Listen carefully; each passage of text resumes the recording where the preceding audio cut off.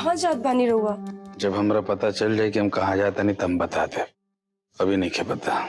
मतलब कुछ तो सोच ले हो खम। पटना जाते नहीं अपना दोस्त के भेरी, जब जा प्रधानी के चुनाव खत्म हो जाए ना तब वापिस आई। हमारा देखल नहीं के जाती सब तमाशा मासा। तमाशा? कैसन तमाशा? कैसन तमाशा? तमाशा ना आता का जे घर के मर्द के तूती पूरा का पूरा गांव जवार में बोलला, वो घर के औरत लोग जाके बाजार में अब गोली चलाई।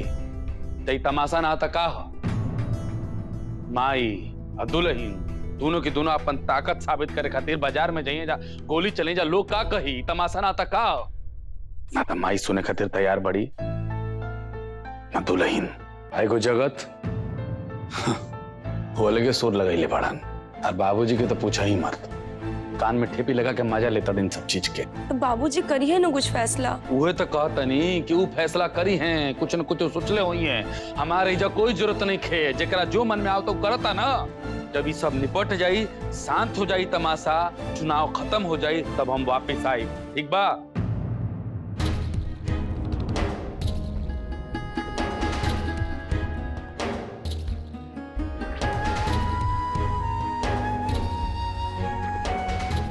देखी रउआ सोचनी है कि अगर रउआ ए तारीख घर छोड़ के चल जाई तो घर के बाकी सब का सोची है? का सोची है बाकी सब? यही सोचिए नू कि रउआ चुनाव में खड़ा नहीं हो पावत, यही से घर छोड़ के जात बानी। रउआ एक घर के बड़ा बेटा है, अब रउआ ए तारीख घर छोड़ के चल जाए तो गांव के लोग का कही है? और रउआ का जवाब दे कि चुनाव नहीं खे लड़ पावत, यही से घर छोड़ के जात बानी। अगर बाबूजी अम्मा जी और दुल्हन की बंदूक देबे न करम तो अम्मा जी और दुल्हन बाजारे बंदूक कैसे चलाई हैं? देखी रउआ एक घर के बड़ बेटा है, तो रउआ से जवन कुछ भी बन पड़त बा रउआ के करे के चाहिए। ए तारीख घर छोड़ के जैला से कोनो समस्या के निदान थोड़े ना होखेला।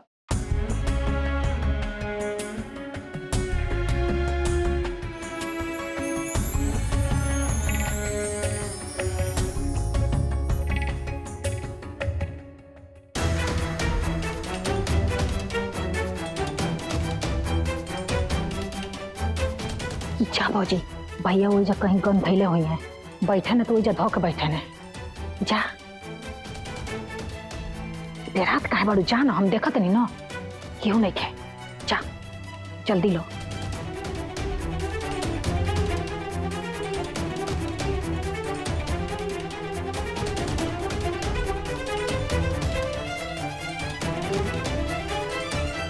तनी जल्दी करो ना कि वो आ जाई भौजी।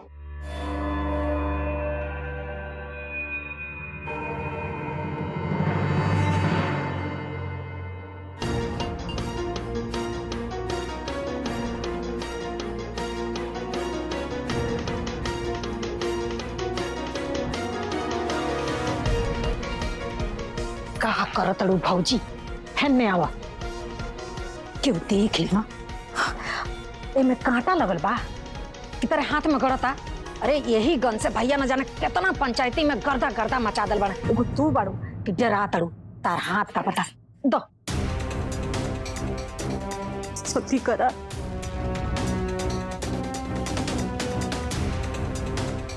तू डरा मत, वो जौन लड़का बा ना चोरी करे वाला चोरवा मार्केट में आ गई हुई। चलो जल्दी चलो, होई लो पकड़ो।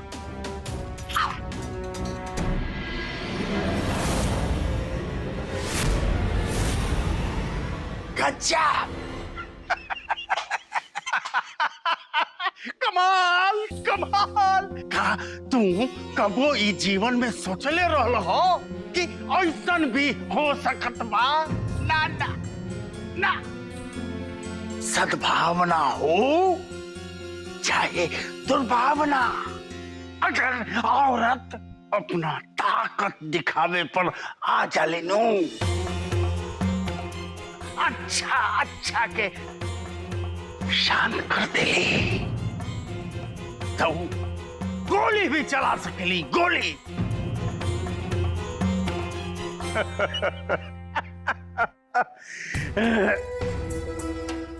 यही तरीका तू खड़ा हो के ले आके तू कुछ कहे के चाहता होगा। अम्मी कल चाहते हैं बाबूजी की बंदूक रहुआ अपन छुपा दी, कैसे कि तार माई अपना ताकत दिखावे खातिर ओकर उपयोग करे के चाहताड़ी। उपयोग ना बाबूजी, एकरा के दुरुपयोग कहल जाला। रहुआ का चाहते नहीं कि गांव जवार में ही चर्चा हो, बातचीत हो कि हाकिम तिवारी की पत्नी हाथ में बंदूक लेके बाजार में घूमता नहीं।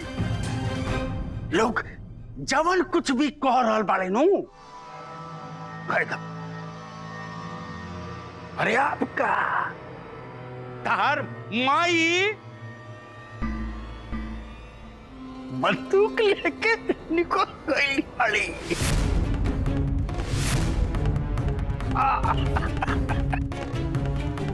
ना बाबूजी ना, ये बात ठीक नहीं है। कैसा हूं कह के माई के रोके के पड़ी बाबूजी।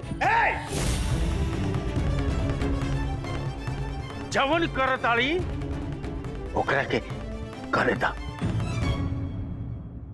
अरे हम ये तो देखे के चाहता नहीं कि ये लोग प्रधानी बने के उम्मीदवार खातिर का करे के चाहता रे। लेकिन बाबूजी ही गलत है। घर के इज्जत बाजार में ये बात ना अपन माई के तय करे दी। वो क्या करताड़ी, कैसे करताड़ी, असली औकात तो लोग के बीच में नु पता चली। फिर अंत में तो हम फैसला करबे करब। बस वैसे हम जात बानी डीएम के लगे। चलो तू हमरा संगे चला चला।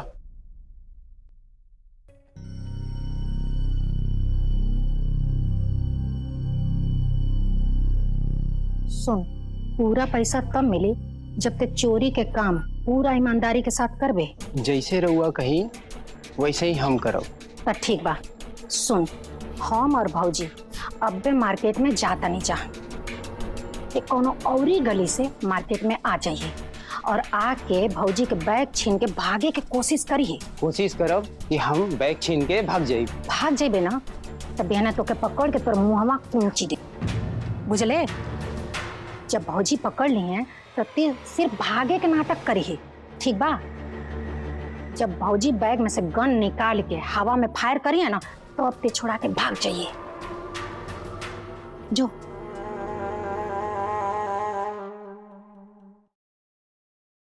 अम्मा जी के फोन तो बंद बतावत बा। अब हम का करी मंगला महारानी? फुआ जी के फोन लगावत बानी।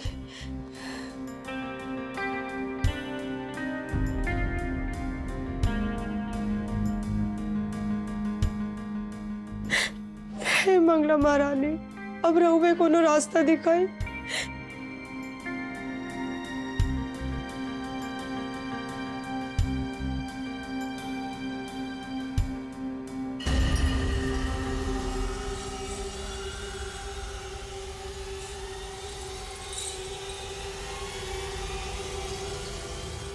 केकरा के फोन करे तनी दीदी? बुआ जी और अम्मा जी के केहू के फोने नहीं खे लागत। फोन बंद बतावत बा दुल्हन। ओहो, बन बतावा था। अच्छा दीदी, जब उ लोग के फोन बंद बतावा था तब हम रवा के एगो बात बतावा तानी। वो कहा ना कि अगर फोन ऑन रही तो रवा उ लोगों से कह देती नु। का? अरे बताओ तनी दीदी। कहा है ना कि चाची जी बाजार गेल बाड़ी फायरिंग करे, वो भी पुष्पा बुआ के साथ।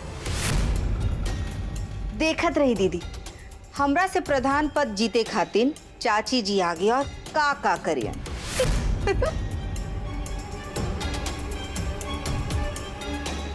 अब दीदी रवा यही सोचत है नु कि ई सब बात हमरा के कैसे पता बा। बताओ तनी वो कहा ना दीदी कि चाची जी के हमें तो फसैली है। अब देखिए दीदी, जब हम प्रधान बन जाए तो हमरा के अपन रास्ता में से पता नहीं कितना लोगन के हटाए के पड़ी। तो हम सोचली हाँ काहे ना शुरुआत चाची जी से करी। अब देखिए दीदी, जैसे उन्हें चाची जी बाजार में फायरिंग करिए नू एनी हम पुलिस के फोन लगा दी, फिर बिना लाइसेंस के बंदूक रखला और गोली चलेला के जुर्म में चाची जी चल जाइए जेल, और प्रधान के उम्मीदवारी से चाची जी के नाम हट जाए और हमारा रास्ता साफ हो जाए। Awesome Mohini, you are so talented. आओ तनिया।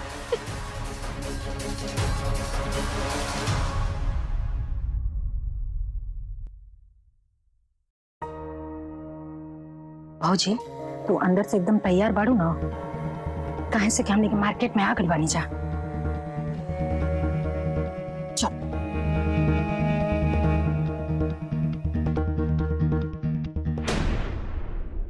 का करी, कैसे बचाए अम्मा जी के। हम दुल्हन के ही रोके के पड़ी ताकि वो पुलिस के फोन ना करे। मोहिनी, वो आदमी के फोन आयल रहल है, वो चाची जी के मार्केट के पास देख ले बा। अब तू पुलिस के फोन करके बता द ताकि पुलिस मार्केट के करीब पहुंच जाओ। ठीक बा।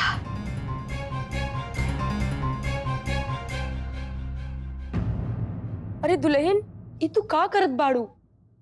पुलिस के फोन कई के तू अम्मा जी के जेल भेजावल चाहत बाड़ू। अम्मा जी के जेल भेज के तारा के का मिली? वो कहा है ना दीदी, अगर चाची जी जेल चल जाइए नू तो हमारा रास्ता हो जाए साफ, और प्रधान के उम्मीदवारी आपन पक्ष में करे खातिर हम कुछो कर सकीला।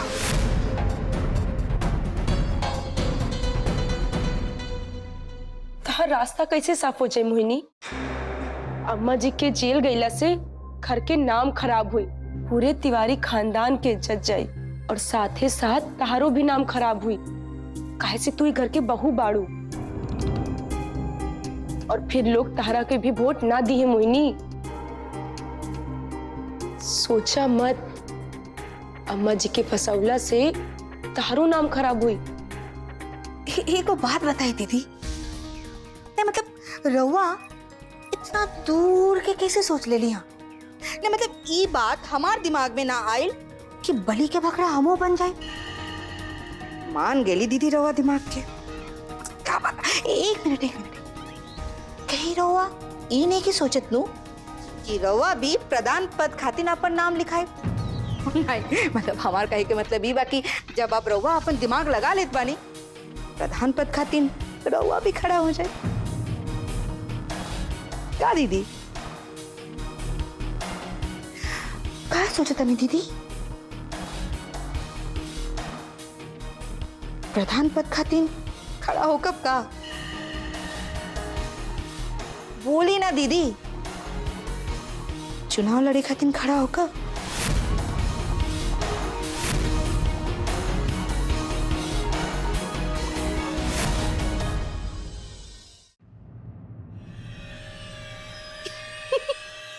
वैसे एगो बात कही दीदी, अगर रउआ हमार सामने चुनाव लड़े खातिर खड़ा हो कब नू तो ये खेल खेले में हमके मजा आ जाए। कैसे कि सास बहू से ज्यादा चचेरी गोतनी के लड़ाई में मजा आ जाएला। और ऐसे भी दीदी रउआ हमार आपन गोतनी थोड़े हैं, तो रउआ सामने खड़ा हो जाए तो हमरा के का हो जाए? कहा ना कि अगर चाची जी के बदले रउआ हमारे सामने खड़ा होकर ना चुनाव लड़े खातिर तो हम चाची जी के छोड़ दे, कैसे कि चाची जी को तो हम ऐसे ही हरा देती। तो अब जब रउआ अपन दिमाग चला लेता नहीं तो रउआ खड़ा हो जाए चुनाव लड़े खातिर का?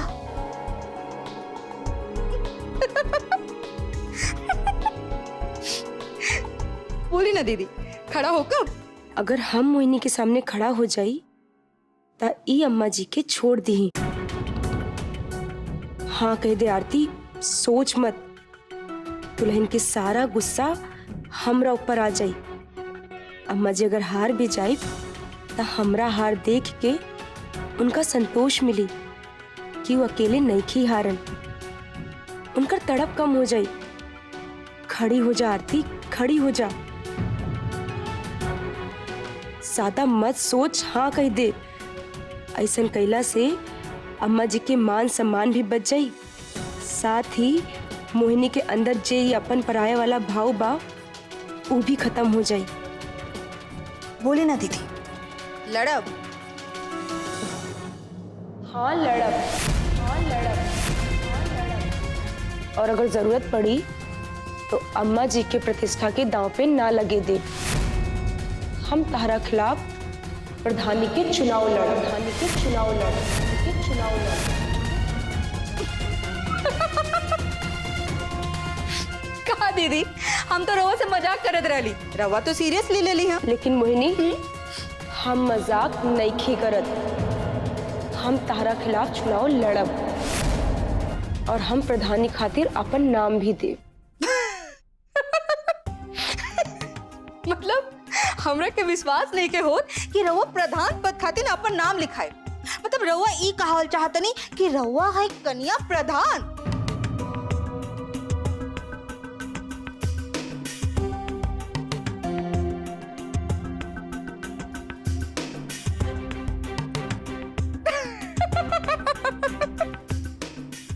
ओ गॉड, मतलब जेठानी जी ई सोचत हई कि ई हमरा खिलाफ चुनाव लड़िया।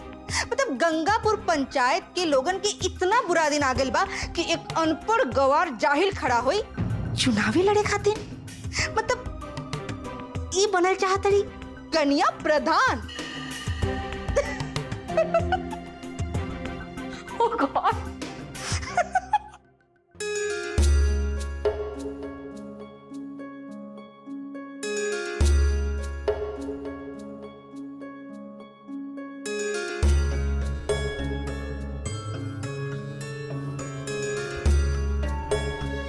हे देवी मैया, राउर शक्ति अपरंपार बा। हम रउआ से प्रार्थना कैले रहनी कि हमरा के रास्ता दिखाई, कि हम अपना अम्मा जी के सहायता कर सकी। और ये रास्ता राउर ही दिखावल बा कि हम जाए के दुल्हन के फोन करे से रोक पौनी है। ना तो अगर वो पुलिस के फोन करके बता देले रहती अम्मा जी के बाद तो घर में बहुत अनर्थ हो जाती देवी मैया। हे देवी मैया, अम्मा जी के फोन नहीं खेलागत और पीहू के पापा के भी बाबूजी कहूँ लेके गइल बानी। देवी मैया, पता नहीं अम्मा जी के अब पीहू के पापा कैसे रोक पाई हैं। अगर अम्मा जी बाजार में जाके गोलीबारी करब तो तिवारी खानदान के का इज्जत रह जाए देवी मैया। बस रउआ कुछ ऐसे करी कि अम्मा जी के हाथ से बंदूकिए न चले।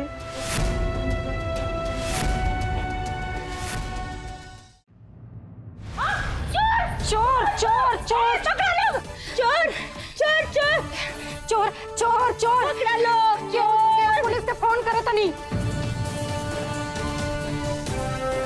पुलिस बुलेबू ना तो हाथ छोड़ा के भाग जाओ। ना ना नहीं बोला। ए भौजी, बंदूक निकाला बैग में से, ना तक अबे सब लोग देख ली तो सब काम बिगड़ जाए।